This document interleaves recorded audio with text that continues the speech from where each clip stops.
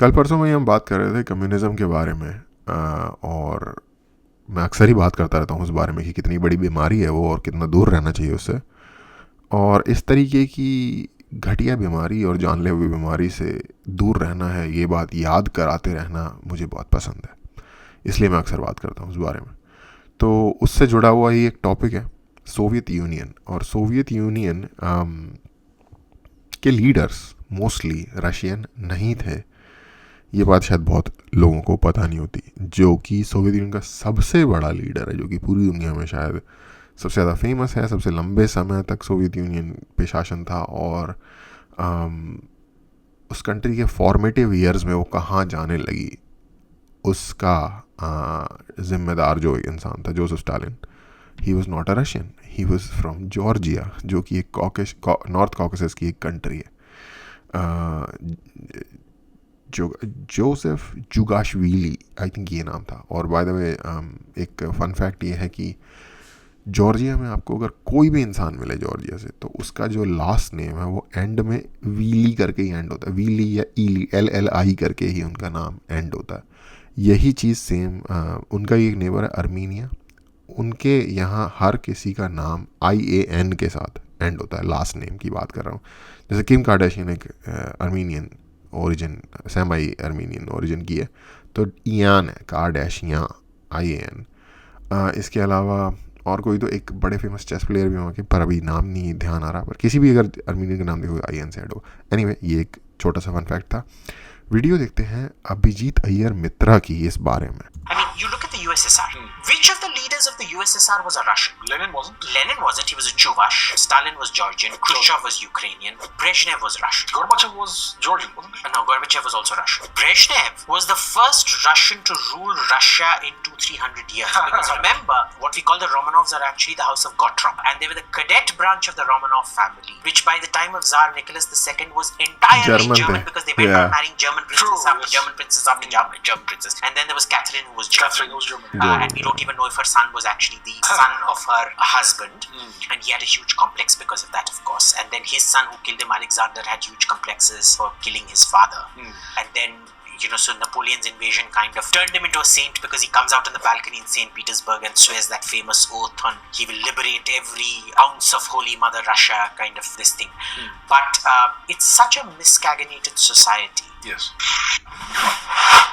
Oh, so Lenin को इन्होंने कहा चुवाश। तो जिन लोगों को नहीं पता, अभी जो रशिया है आज के टाइम में सोवियत यूनियन के बाद का, उसमें भी बहुत सारे डिफरेंट नेशंस हैं जो कि डिफरेंट एथनिसिटी से आते हैं। तो जब ये कह रहे हैं कि लेनिन रशियन नहीं था, तो ये उसके नॉट लिंग्विस्टिक भी, लेकिन नस्ल, मतलब जो रेस होती है उसकी बात कर रहे हैं, कि वो एथनिसिटी उसकी रशियन नहीं थी। तो for example Chuba, I think चुवा ही नाम है उस जगह जहाँ से चुवाश लोग आते हैं। इस तरीके की बहुत सारी एथनिसिटी मॉडर्न डे जो अभी रशिया है इसके अंदर है। फॉर एग्जांपल तातार अपने आप में ही एक टर्किक ओरिजिन के लोग हैं, जिनकी एथनिसिटी टर्किक है, बट नेशनैलिटी की अगर आप बात करोगे तो वो रशियन है।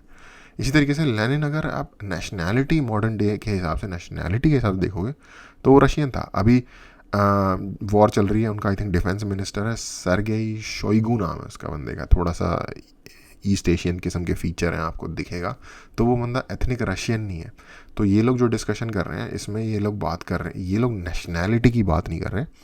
इन वैसे ज़्यादातर का जिनका इन्होंने नाम लिया, इन सब की नेशनैलिटी रशियन ही थी, बट इनकी एथनिसिटी है, इनके जो इनका जो लिंग्विस्टिक एथनिक बैकग्राउंड है, जो इनका नेशन है, उसकी बात कर रहे हैं। रशिया में आई थिंक शायद सैकड़ों नेशन है। Tatar one of the biggest है उनमें से, आई थिंक लार्जेस्ट माइनॉरिटी है आफ्टर जो प्रॉपर रशियन है, जो एथनिक रशियंस हैं। जैसे हम अभी सुनते हैं कि जो ईस्टर्न प्रोविंसेस हैं यूक्रेन के, लुहांस्क और डोनेट्स्क, उसमें मेजॉरिटी जो है वो रशियन ओरिजिन के लोग हैं, रशियन एथनिसिटी के लोग हैं। पर आप अगर किसी यूक्रेनियन को देखोगे और किसी रशियन को देखोगे तो आप कहोगे भाई, first of all as a broad base तो ये लोग वाइट हैं. सेकेंड ऑफ ऑल एज उसके बाद का जो बेस आता है उसमें ये लोग स्लाव्स हैं, दोनों ही स्लाव हैं, यूक्रेनियन और रशियंस. बट उसके बाद भी जो एथनिसिटी का डिफरेंस आ जाता है, वो स्लाव एथनिसिटी तो है लेकिन उसके अंदर भी एक सब कैटेगरीज बन जाती हैं उस हिसाब से. तो जो जब वो बात करते हैं एथनिक रशियंस की, तो वो एथनिक रशियन नहीं है वो लोग जो जिनके पास नेशनैलिटी चाहे रशिया की हो और उनकी जो टेरिटरी है वो अभी मॉडर्न डे रशिया के अंदर हो. फॉर एग्जांपल रशिया में मैं तातार बता रहा हूँ कि तातार्स जो लोग हैं उनका जो रीजन है उसे तातारिस्तान कहते हैं. इसका एक बहुत अच्छा और एग्जांपल है, बहुत फेमस UFC फाइटर है खबीब नूरमागोमेडोव. जब हम देखते हैं कि खबीब नूरमागोमेडोव है तो वो हमेशा रशिया का फ्लैग लेके आता है, रशियन प्लेयर कंसीडर होता है UFC में. सारा उसकी जो आइडेंटिटी है वो रशिया से है, बट बेसिकली जो उसका जो नेशन है रशिया के अंदर वो दागिस्तान है. दागिस्तान के अंदर अगर आप उसकी एथनिसिटी पूछोगे तो I think if I am not wrong वो सर्केशियन है.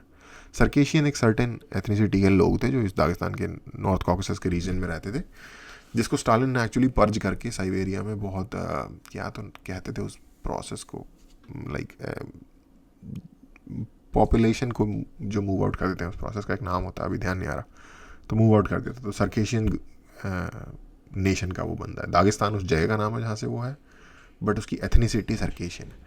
तो रशिया जो है एक कंट्री, वो इसी तरीके के बहुत सारे नेशन से मिलके बना है. और एक उनका जो है मेन जो रशियन जो कोर उनकी पॉपुलेशन है, जिसके की ओवर आर्चिंग पॉपुलेशन है, ओवर आर्चिंग जिस कंट्री के बेस पे उसकी पूरी आइडेंटिटी है. तो जिन लोगों की बात हो रही है एक्सेप्ट जोसेफ स्टालिन, ये सब भी बाकी रशियन ही थे. और जो यूक्रेनियन जो लीडर की बात की इन्होंने, बाकी सारे नेशनैलिटी के हिसाब से रशियन ही थे. और उस वक्त में वो सारे एरिया सोवियत यूनियन के अंडर आते थे और कंट्री सोवियत यूनियन थी, तो उस हिसाब से वो सारे सेम कंट्री के लोग ही हुए. तो आप कंफ्यूज मत होना.